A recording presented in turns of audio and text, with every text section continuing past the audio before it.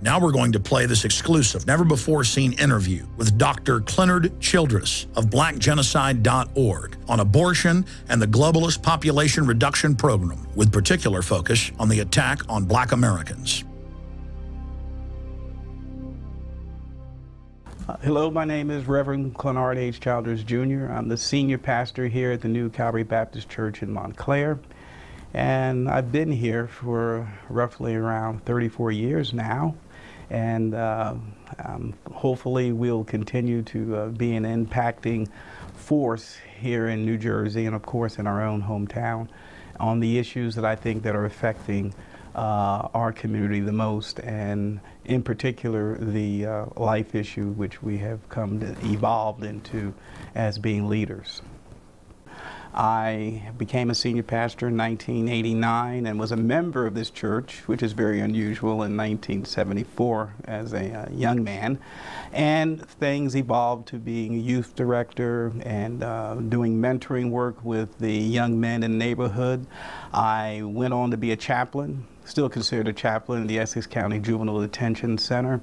And our broad spectrum of ministry looking to meet the need of the given society which we are in at this present time in this region caused us to attempt to get involved in just about every facet of an individual's life, and each having a different forte within the body of Christ here. We try to use our giftings and talents to further their needs, have their needs met, and also broaden our influence in this region. It's very difficult.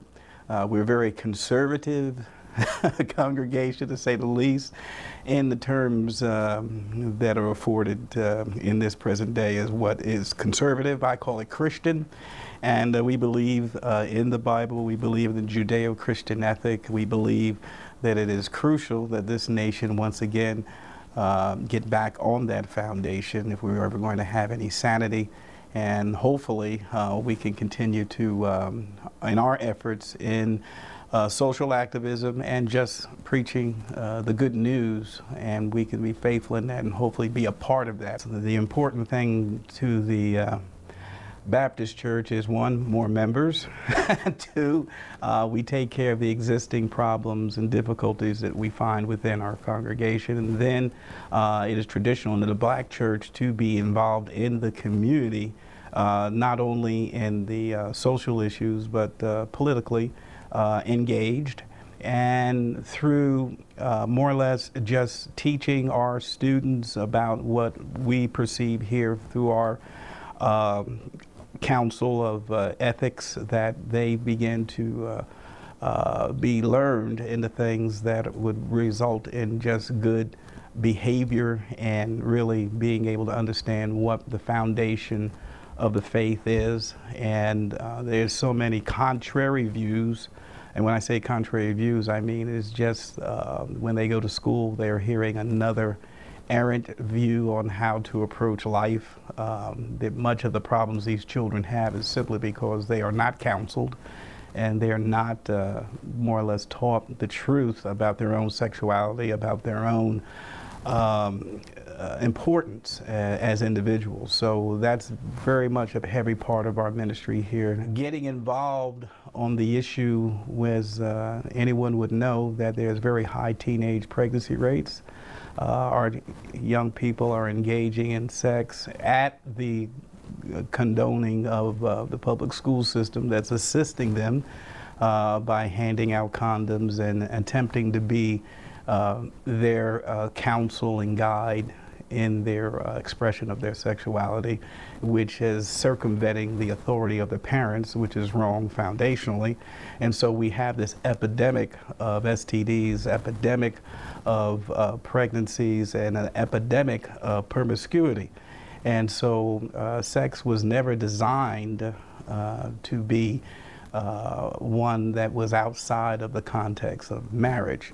And so we're living in a society today that has challenged that principle, and we're reaping now what we have sown. So we're teaching our children the benefits of abstinence and the benefits of saving themselves for marriage.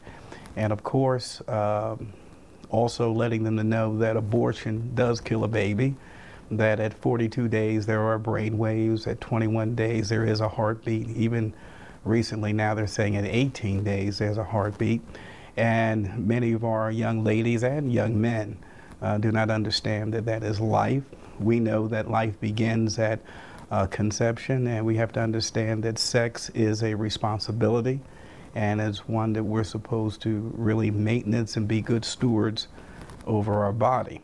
Now, the disparity of abortions in the African American community was staggering. A young lady in our church, she was around 13 or 14 at the time. She's now married and has 2 children of her own. But she was coming home from high school, and one of the local crisis pregnancy workers, well, actually teachers, Chris Flaherty works for LifeNet here in Montclair, and she stopped one of our young ladies as she was going by the abortion clinic, thinking that she may be entertaining the thought of going in. And by intercepting her, she found that no, this was just her normal course home, but yet she had already known about the detriments of abortion, and that surprised Chris to the point that she was an African American, and she had an African American pastor who was teaching her about the ills of abortion. So that led to her coming here and asking me this question that I can still see now in my brain, my mind. Would you like to get involved in the pro-life movement? And of course, I used to get the 2 terms confused, pro-life, pro-choice. And I said to myself, sure, why not? I'll do anything to help, that type of thing. And since then, it just one thing just led to another. I was summoned to go down to Virginia Beach, where I was going to go to a LEARN conference, Life Education and Resource Network, the largest African-American pro-life entity in the country. And they were having a conference there, and I heard Akua Farrow in her presentation talk about the Negro Project and talk about Margaret Sanger and talk about the 1,000, at that time, 1,452 African American children that were killed each day by abortion. And needless to say, the targeting, the systemic way it was presented, the diabolical plan and the ideology was staggering. And I was shocked because here I am, a shepherd, and my goal and my charge is to protect the sheep and to guard them against the wolf. And here, this is going on right underneath my nose, so to speak, in our community, unabated. And no one was challenging the Planned Parenthoods, the abortion industry, and no one was challenging the African American leadership that was actually, I would find later, condoning not only abortion, but also benefiting from abortion. So that began the quest that we're on right now, and which led to us being major players in the pro-life movement. Well, Margaret Sanger was a devout racist, and that's what people need to know first. And her ideology was one, of course, that we are now finding out more and more today, that basically stemmed from Darwinism, that the survival of the fittest, and that a master race more or less should be bred, and that African Americans, Australians, and other ethnicities that they deemed were inferior needed to be either exterminated or their numbers reduced greatly. She was very profound woman, but yet jaded, and we find that she was relentless in her pursuit of this ideology being implemented in modern society. And so she birthed the Negro Project with the sole purpose of introducing sterilization and abortion to the African American community, and to do it in such a way that they would not be suspicious of her true master plan, and that was to sterilize and reduce the numbers of the community. And she also tutored some of the best, Adolf Hitler, She was a member of the Eugenics Society. She was more, Adolf Hitler commended her for her help in his initiation of his eugenics program, of course, in Europe. And so she has quite, impressive credentials when it comes to the ideology she espoused. And she had members of the Third Reich on her board. It was amazing that no one ever suspected or investigated this woman's background and associations earlier, even during that time. But it was unspoken, it was well censored, it's been the best kept secret in America, but right now it's really coming to light more so than ever before. She was brilliant in her strategy. She also perceived that if you're going to reach the African American, you have to do it from a religious persuasion.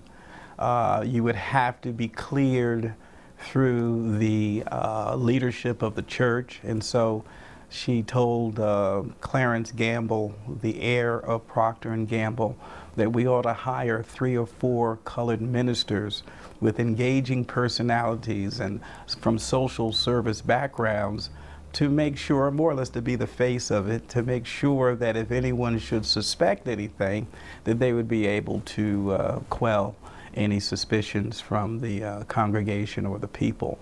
And so, but that was very insightful insight, and that is how our community, even today, if you look at sociologically speaking, the most respected person in the African American community is still the preacher. Believe it or not, it's still the preacher. and second, the doctor. Third, the politician. She perceived that early and went out and began to commandeer clergy. As a matter of fact, they had contests where they awarded preachers who would give the best sermon to basically to facilitate this plan for the Negro Project, a eugenics sermon, so to speak. And they were awarded money, and but yet, unfortunately, it didn't really take root as she would like it to until, of course, 1973. Eugenics is the targeting of any ethnic group with the goal of either controlling the propagation or the fruitfulness of that group when it comes to birth, or exterminate that group. And the key thing is targeted, and also the key thing is that the goal is to reduce. Genocide is when you are already now in motion with your plan to reduce, and you're now beginning to have the effects that you desired. The numbers are decreasing. Numbers are decreasing. The birth rate is going down. In the African American community today, it's at 1.97. You need 2.1 in order to maintain the present population. Presently, because of abortion, we're at 1.97. We're already beneath the replacement level. And so then at that point, you can say, your plan is working. You've gone, you're awarded in the eugenics community with be able to say that your work is now a genocide. There's genocide going on in the African American community, and if with any cursory search at all, one would be able to truly find the culprit, and it's abortion. Well, I can say as far as the Planned Parenthood, they have a board of clergy. Recently in Portland, they opened up a mega killing station, and it was clergy present at the inauguration. Once again, this allows it to appear to be socially acceptable when you put a cleric in front with a collar and is talking about the good social good this is going to do for the community. And unfortunately, we're not looking beneath the surface. We have to understand that Planned Parenthood is very good at putting a very, very acceptable veneer on their true agenda. And you have to dig. but upon digging, you'll be horrified to know that they are only fulfilling an ideology that began with its inception, which is Margaret Sanger's eugenic plan to exterminate, to reduce, to create genocide with nationalities or ethnic groups that they felt were inferior. The key thing to understand is that this is what they believe. I used to believe that this was all about money. Now it is about money for many, but with the core group of eugenics believers and the brain trust of Planned Parenthood, it's ideology. How Planned Parenthood evolved, of course, you have to go with their founder, as we've stated already, unquestionably a devout racist, one who truly believed in the ideology that she was espousing. And she was part of a global group of elitists, the Eugenics Society, who had this same ideology. And she formed here in this country, it was first called the Birth Control League. And so we find that even then, it more or less somewhat reveals what the agenda is, and they began at that point to target the African American community, the Negro Project. Of course, at this time, as stated previously, they already had very strong ties with the Third Reich in Germany, and all the attention was on Germany.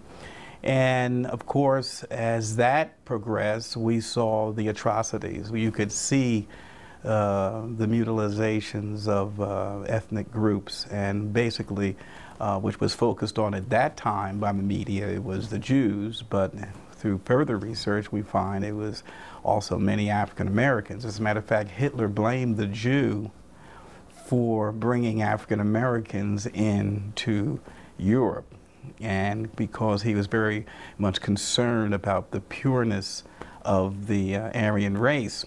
So as we know that World War II ended and many people were enlightened on Hitler's ways and means, and one of the things Hitler would do, he was very keen on phraseology also, just as Eugenics Society had taught its perpetrators to be feeble-minded, slowful, criminal.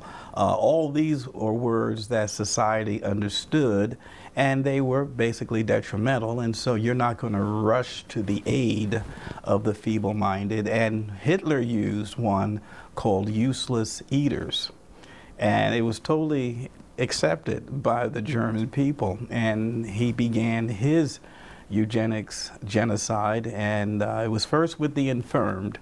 They were not contributing to society, and so after desensitizing the society about their worth, he then realized he had reached to the point where he could continue and go forth with his plan. Of course, as you know, the world was aghast as the stench from the concentration camps and the stories began to pour out from soldiers who were liberating these camps. And so eugenics became a dirty word by the end of the war. And so Margaret Sanger was not deterred from her agenda. She realized she had to change the name from the Birth Control League to something that'd be more acceptable by society. And so therefore was birthed Planned Parenthood. And the ideology the same, the players still the same. The Eugenics Society still very much deeply involved. The only thing changed was the name, Planned Parenthood. So we find today that the Margaret Sanger Award is still being given. Hillary Clinton accepted that award just recently, and without an outcry from anyone. The Smithsonian called Margaret Sanger one of the top 100 women of the century. There's this deception and their willingness to still project her as a great woman and a great social agent for good and change, and it's just absurd. But Hopefully that will change now, but to think that that the Smithsonian would put her in the Hall of Fame and to still have the Margaret Sanger Award being given out. It's just like giving out the Ku Klux Klan Award. But even though their ideology and plan also was to pit the races against each other, you need a fall guy. And so the Klan, which unbeknownst to them was the fall guy, the true work of racism was being done once again behind the scenes. So where you have an outcry and outrage against the Klan and no outrage or outcry against Margaret Sanger, against the Margaret Sanger Award, against the Smithsonian honoring her, it's absurd, but it shows the depths of the deception and how deep it's gone. Back in '99, Reverend Dr. Johnny Hunter and myself got together and we gave a clarion call and said we're going to go down and lay 1,452 roses on the steps of the Supreme Court. Nobody answered that call. A few did come with us, Star Parker, Damon Owens, a few pastors who went part of the way with us, and I can't think of their names right now, but God bless them and I thank them for any participation. But that led me to know right then and there that there was going to be very much an uphill battle. And yet we did complete it. We laid 1,452 roses at the Supreme Court to bring attention to the number of African Americans killed each day by abortion. And since then, not at the rate, of course, I would like, but since then there has been a steady growth of pastors, leaders who are now began to commit themselves to carry this message. It's not an easy message to carry. Number one, you're going to be pitted against your own people. Number two, you're going to be pitted against the perceived facilitator of the civil rights movement, which is erroneous, but nevertheless, they got the perception across. That is the Democratic Party. So we vote Democratic. Well, that's the biggest problem. You should vote principle, not party. And so you're pitting yourself up against people who are well paid and been bought by the system to continually perpetuate this madness. And so, and if you're willing to understand that you're in that fight and what you're up against, well, then you can then continue along this route, or else you will get greatly frustrated because you will find that most people do not want to step out in that fashion against these perceived forces. You have the Congressional Black Caucus, basically has the same information I have, refuses to respond.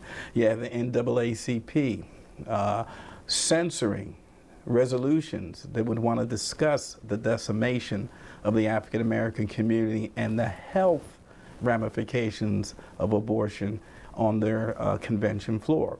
Totally refusing. Wouldn't even read the resolutions.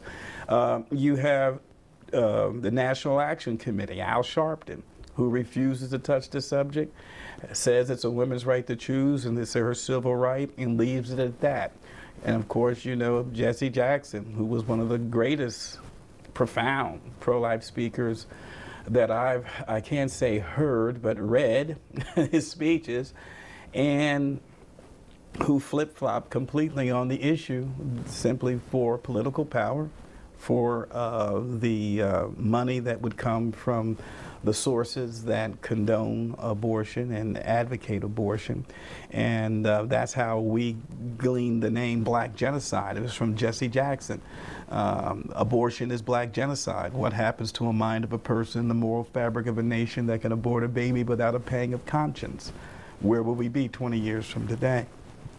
And I went down to help Trent Franks, who currently is under pressure, doing just what you just asked some people to do, step out. He stepped out and said 52% of all pregnancies, African American pregnancies, end in abortion. That's a fact. That's the truth. And people are calling him racist. People are calling him names and ridiculing him for making that comment. And so this is the absurdity of this. First of all, it's a fact. Second of all, it's the truth. Third, it comes from Alan Guttmacher, who sat on the board of Planned Parenthood, who happens to be very proud of that statistic because that's what they're getting paid to do. Kill black babies, bottom line.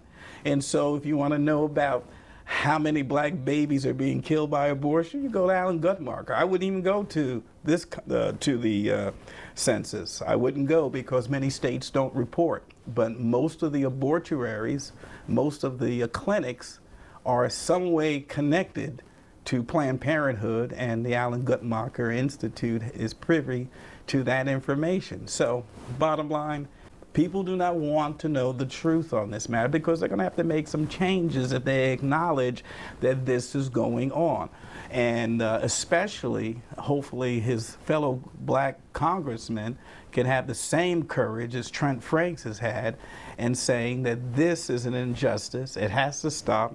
It's a health crisis in the African American community, and not one politician, African American, is really taking the necessary steps to make this a front burner discussion, and their whole goal is to keep it on the back burner or not on the burner at all.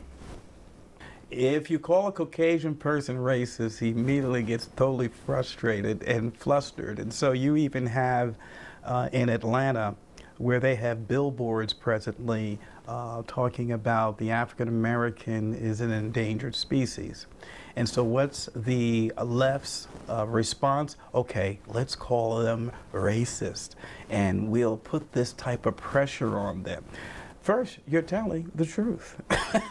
And this is the biggest problem that I have always encouraged my fellow social activists who are Caucasian or any other ethnicity, that we are not to be intimidated by the common response they have used to back up opposition. You're racist. No, we're not racist. We are telling the truth. We are concerned about our race. I am concerned about my race.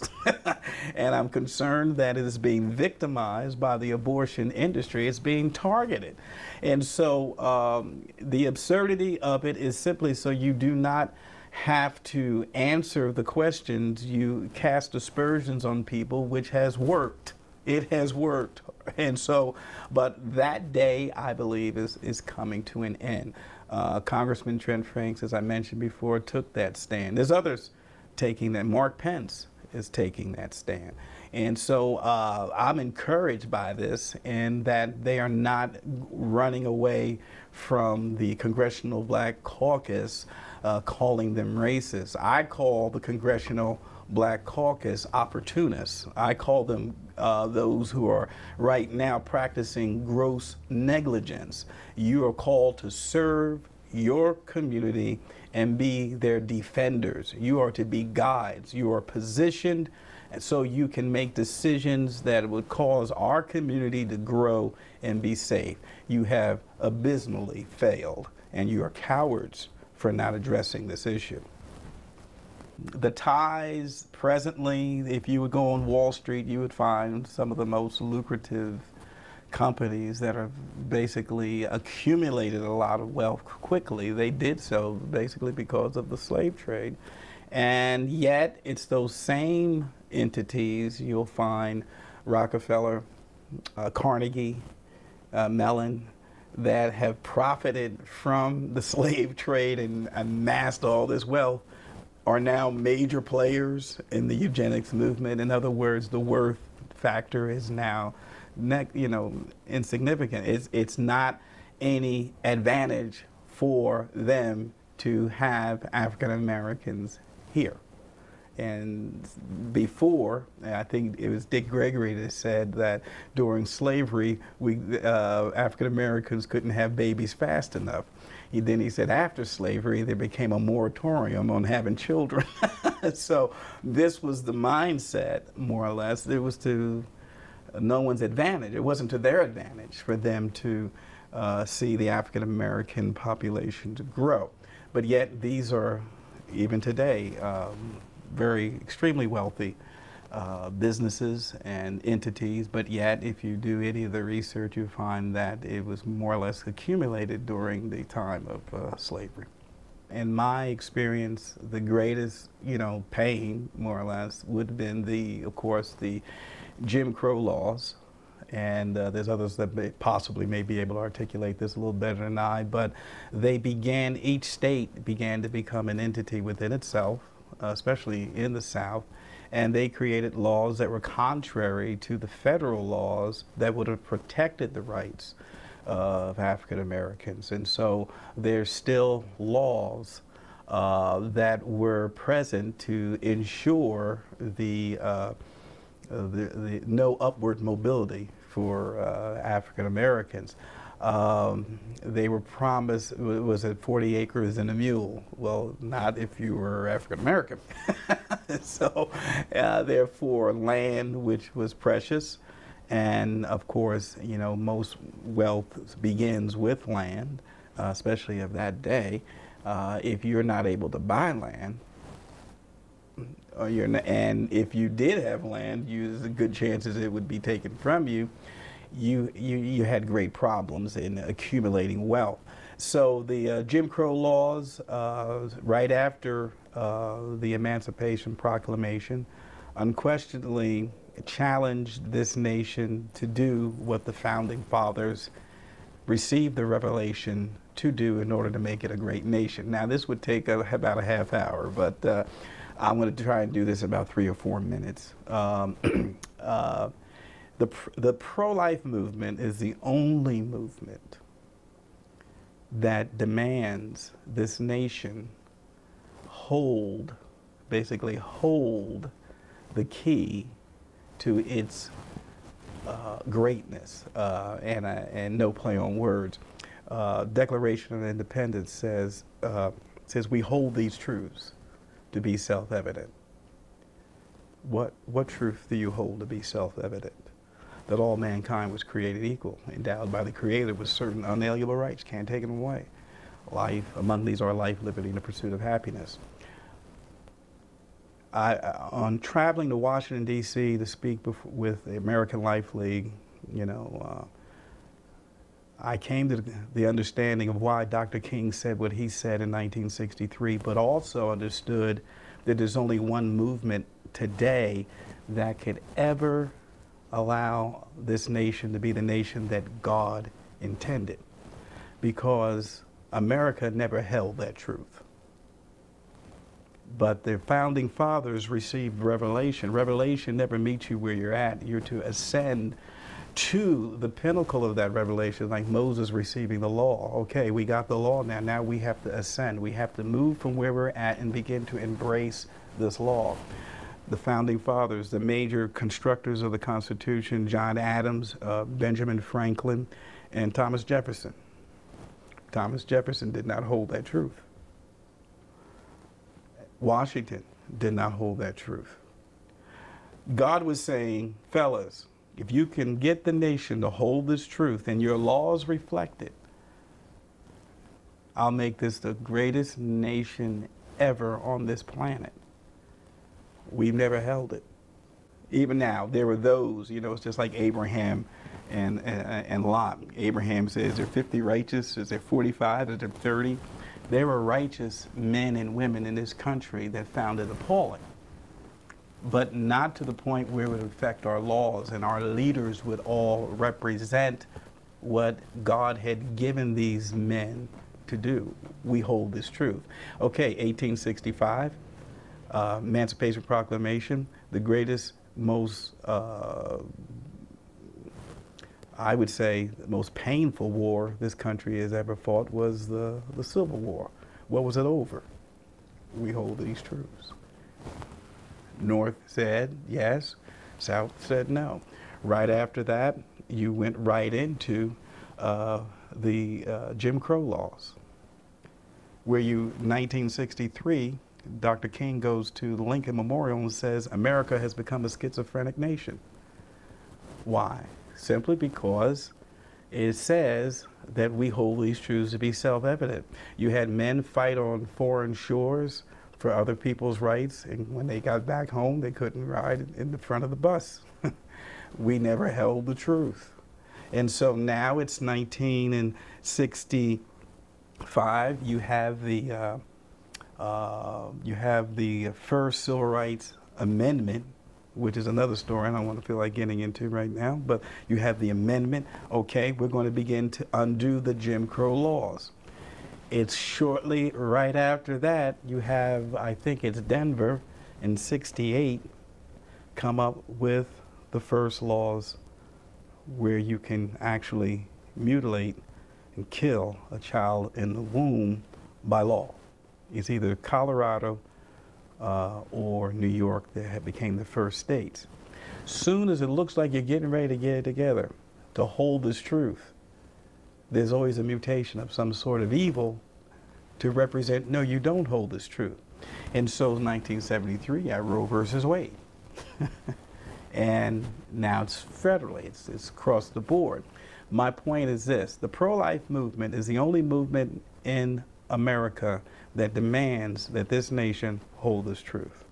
And when we do, we will be the place that Dr. King, I believe, saw in 1963, where Mississippi becomes an oasis of truth. And by the way, there's a personhood bill out of 31 personhood bills in the country right now, 31 states. There's only one state, I believe, that has the best chance passing, Mississippi. 1963, Dr. King said Mississippi will be an oasis of truth. At that time, Mississippi was burning. But Mississippi only has one abortion clinic in its whole state. Mississippi right now is the closest to recognizing the personhood of a child. In other words, Mississippi would be the first state we hold these truths. Dr. King said, oh, Mississippi will be an oasis of truth one day. He said the sons of former slaves will sit at the table, the sons of former slaveholders.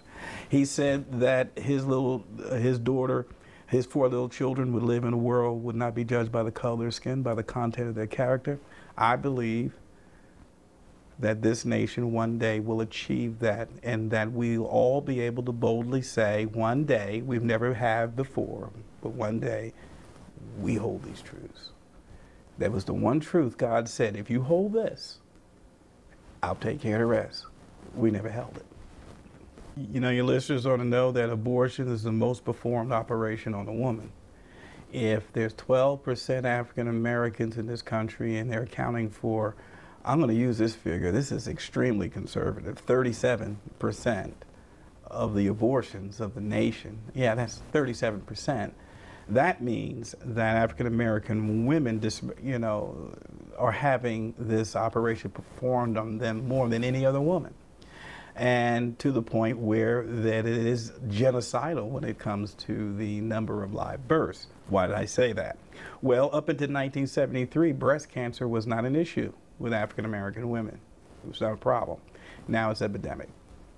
And Joel Brin, who's from this great state of New Jersey, more or less did 28 studies, 21 conclusive, that there is a link between a woman who has an abortion, especially a first-term pregnancy, and chooses to abort, will, over 500% in some studies, have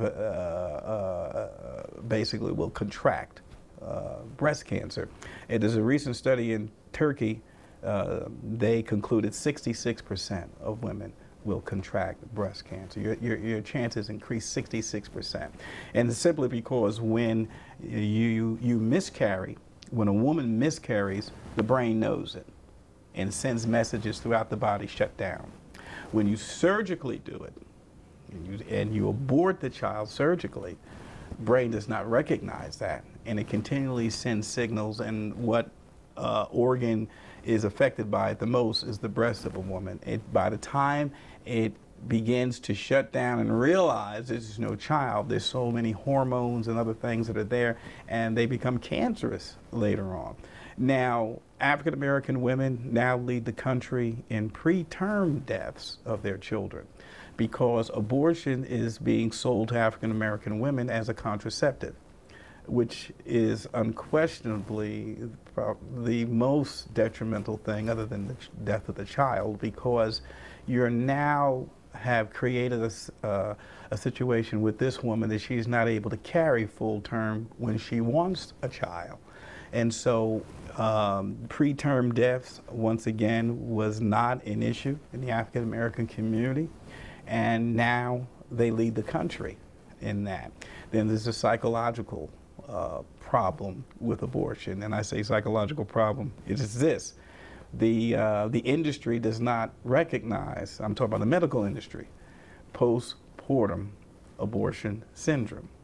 Now here a woman can miscarry and she can go through postpartum, but you're saying a woman that chooses to abort or may not choose to abort, coerced into abortion, will not go through postpartum? This is absurd to me, but that's presently the problem. There was a study done in Dayton. 85% of the women, 125 women did the study. 85% of them reported some type of psychological or physiological, but basically psychological malady. 55% were going through depression.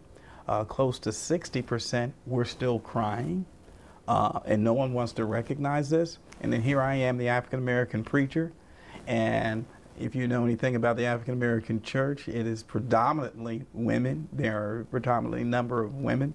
In some cases, for every one man, there's 8 women in a church.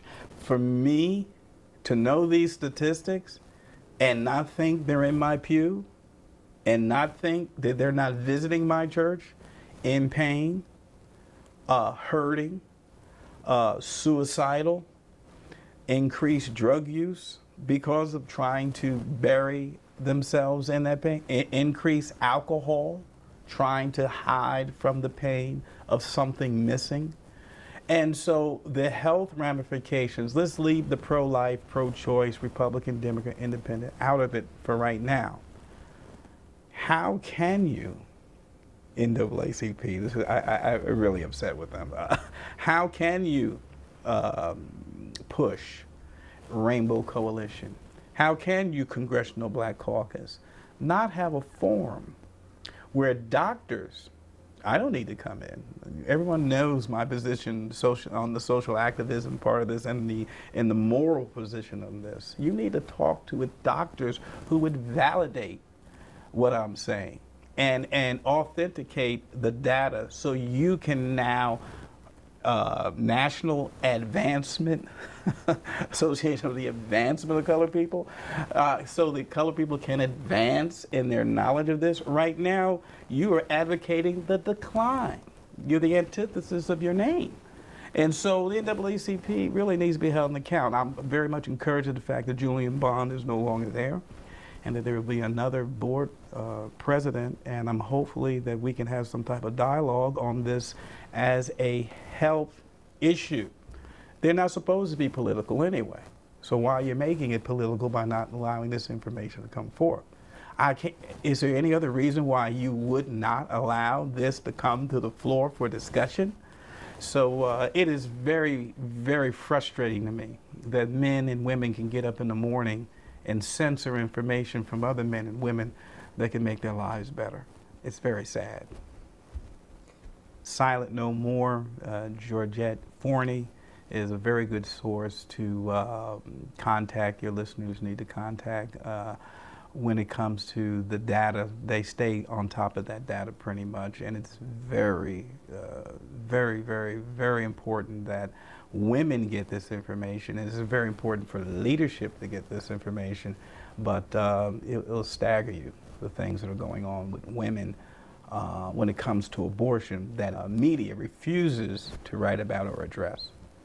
Well, right now, as stated, I think that Alan Guttmacher, the Guttmacher Institute, is the most safest place to get most abortion statistics.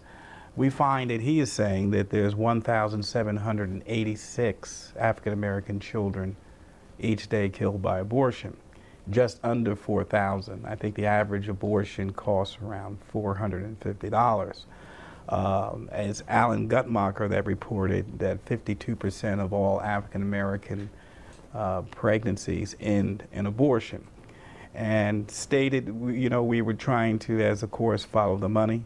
There were eugenics boards in states throughout this country.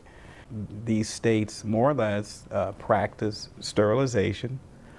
They practice, of course, giving out contraceptives, but punishing African Americans, minority children, minority women with sterilization, and also withholding benefits from them if they chose not to be sterilized. Coercion of this, unquestionably even today, it's a little bit more subtle, but at that time, benefits were withheld. Benefits such as food stamps or food supplies. One victim talked about the cheese and the grain that they normally would have received, the grandmother would have received. They said, if you don't abort this child, we will hold back or take away your subsidies. And of course, at that time, especially for a grandmother, in this particular instance, that would have been totally unacceptable, or she would not have been able to see how to meet, you know, her needs. And at that time, she allowed her daughter to be not only the child aborted, but the child sterilized. So it is unquestionably something of a ideology that has been prevalent, especially after slavery, and about controlling the numbers of minorities and African Americans. The last eugenics board, I believe, closed in 1981. I think it was Portland's. But to make a long story short, the government began to see the problems of being in the eugenics business in this nation. You had the Tuskegee incident. And so this was bad press. They began to say, it'd be better if we withdraw. And of course, the reason why they could withdraw, there was someone else who had already changed their name, and that was more than willing to continue the eugenics ideology, and that was Planned Parenthood. And to date, once again, if the taxpayer doesn't know it, $350 million last year went to Planned Parenthood from the government. And this goes through both administrations, Republican and Democrat. And so you find that Planned Parenthood, I believe, now is the number 2 or 3, became a mega institution from these resources being poured into them by the government. Why? The government got out of the business, and Planned Parenthood said, we'll do it for you. With all the outrage against Planned Parenthood, I was saying to my friends, with them accepting money to abort a black baby and to basically defrauding the United States government through their means of reporting of contraceptive sales, and then hiding statutory rape, more or less, to protect the perpetrator, so the girl would be satisfied and the young man or the man not getting in any trouble. And here Planned Parenthood on record hiding this. I said Planned Parenthood would shut today, but it'd be somebody else who would pick up that slack.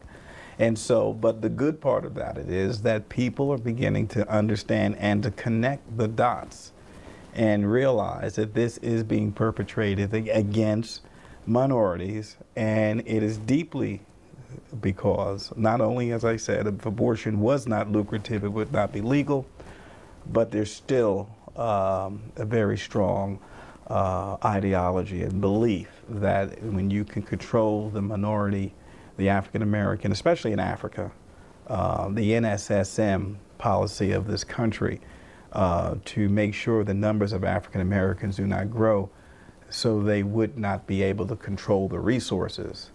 of Africa. That's validated, it's documented. We heard tapes of Nixon and others talking about this.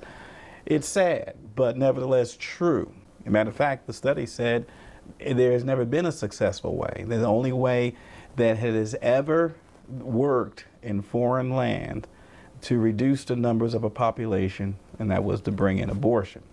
And so you'll find that in any time that there is in any way, you know, you're talking about coercion. Okay, we're coming to your aid, Haiti. We're coming to your aid, Ghana, whoever. Whenever they come, you do not get the aid unless you take the birth control.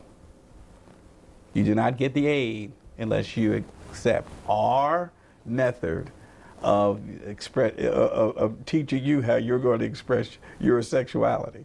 And if you don't accept the birth control, if you don't accept abortion, you don't get the aid.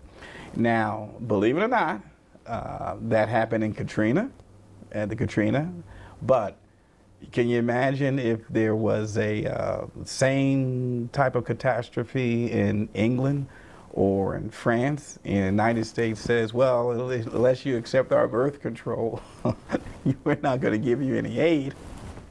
So this is undoubtedly something that is, if they cannot be by deception, it is by coercion. And it is a means that is unquestionably being done today more stealthily, but when it comes to third world, it is coercion. And when it comes to this country, it is basically 85% of it is deception. One, leadership, African-American leadership is disgracefully in bed with the abortion industry. And two, the censoring of information. You know, in the interest of choice. Choice implies you've given me the information so I can make it an informed choice.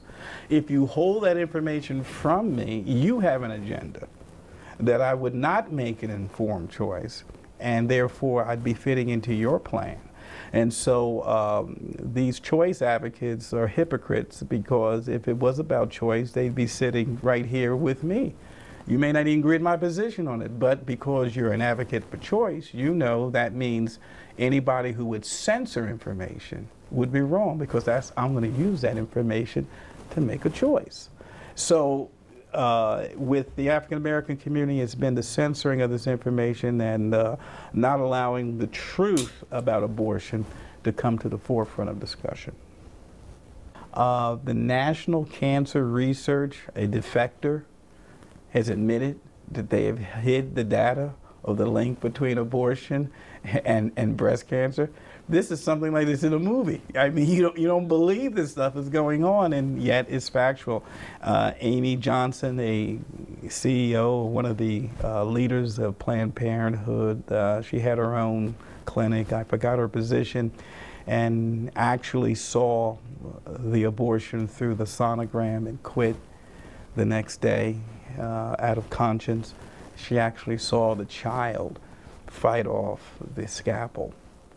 And that to me, you know, is basically sums it up, what is going on and why we do what we do.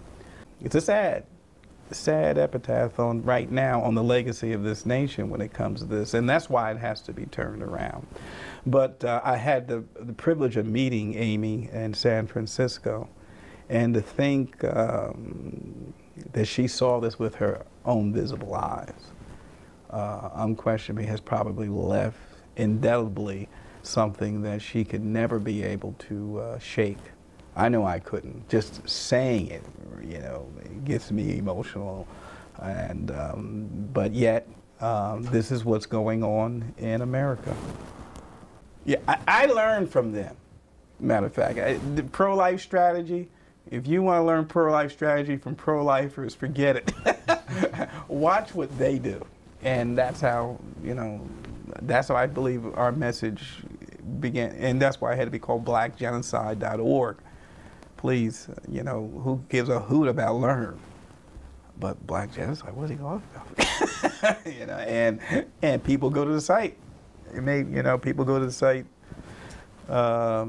There's weeks I do over 200,000 people on that site.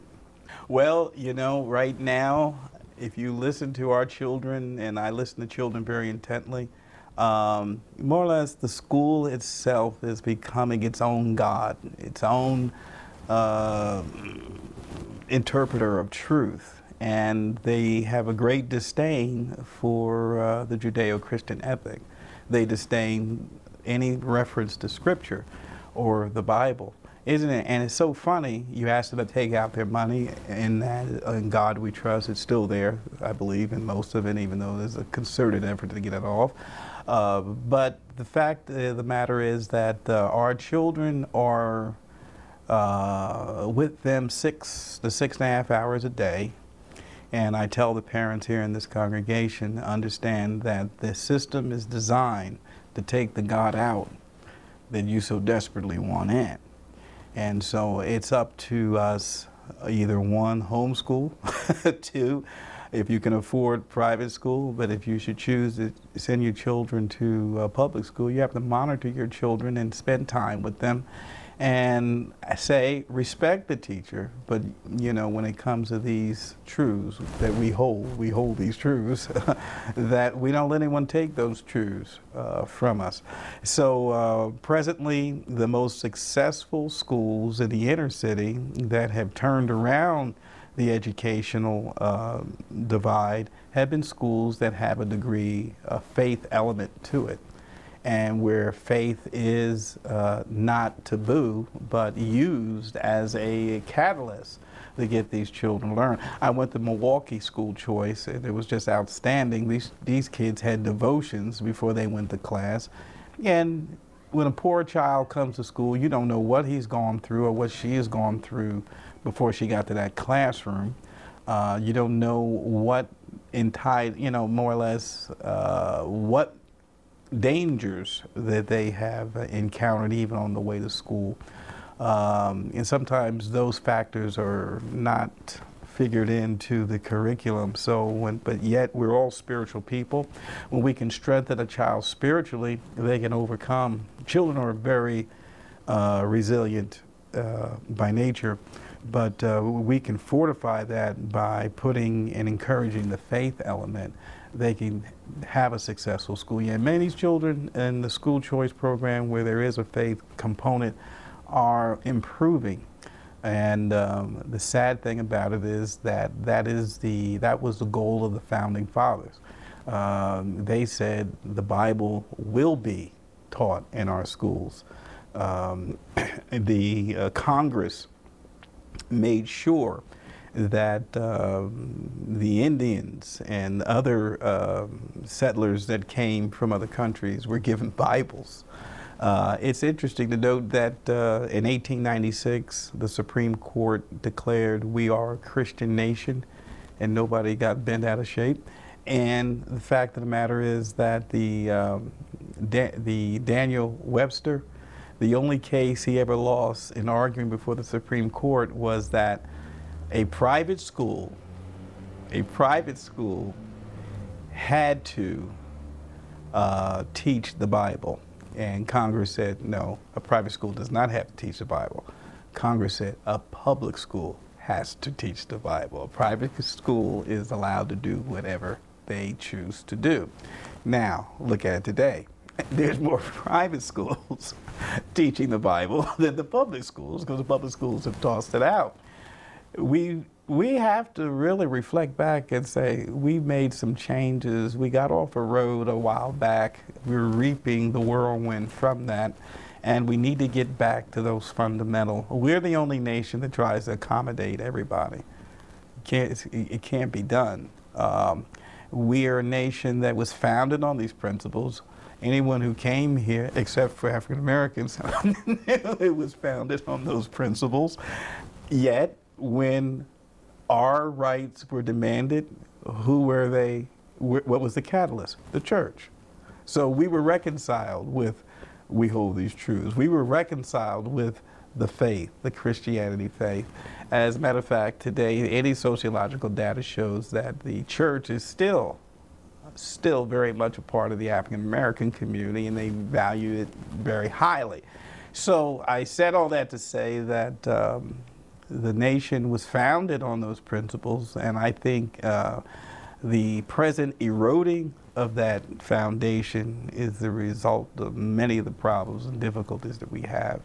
And either we're going to get back to that, or we're going to continue down this slippery slope of oblivion.